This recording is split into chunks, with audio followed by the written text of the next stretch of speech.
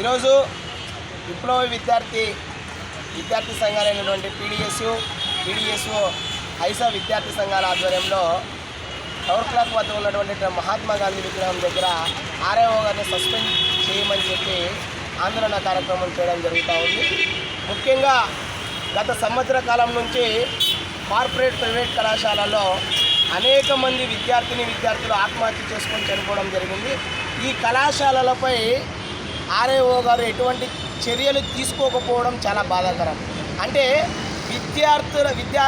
విద్యార్థులకి అధికారులు అండగా ఉంటామంటూనే ఒక విద్యార్థి ప్రాణాలను బలి కొడుతున్నటువంటి కార్పొరేట్ కళాశాలల మీద ఎటువంటి చర్యలు తీసుకోకపోగా వాటికి తొత్తుగా వ్యవహరిస్తున్నటువంటి పరిస్థితి.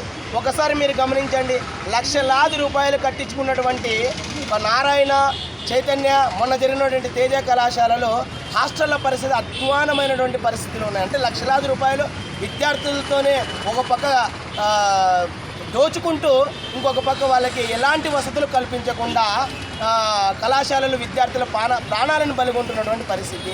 వీటిపై ఆర్ఐఓ గారు చర్యలు తీసుకోకపోవడం వల్ల ఈరోజు కార్పొరేట్ కళాశాలలు విచ్చలవిడిగా తయారయ్యి కేవలం వ్యాపారం కోసమే అవి ఉన్నాయనడంలో ఎటువంటి సందేహం లేదు.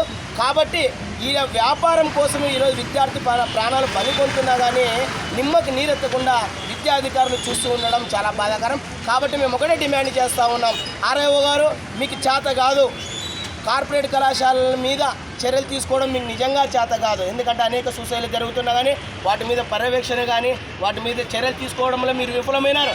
కాబట్టి మీరు ఖచ్చితంగా దిగిపోండి, లేదా సస్పెండ్ చేయండి. ఉన్నతాధికారులు ఖచ్చితంగా ఆర్ఐఓ గారిని సస్పెండ్ చేయాలని కోరుకుంటూ, నా పేరు వీరేంద్ర, ప్రగతిశీల ప్రజాస్వామ్య విద్యార్థి సంఘం అనంతపురం జిల్లా ప్రధాన కార్యదర్శి. లేకపోతే రాబోయే రోజుల్లో ఇంకా విద్యార్థులందరినీ కలుపుకొని పెద్ద ఎత్తున ఉద్యమాలకు శ్రీకారం చుడతామని తెలియజేస్తుంది.